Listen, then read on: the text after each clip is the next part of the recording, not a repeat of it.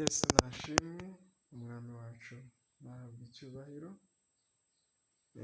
wowe wemeye kuduha kano kanya ngo dusangire ibyiza Imana yadukoreye.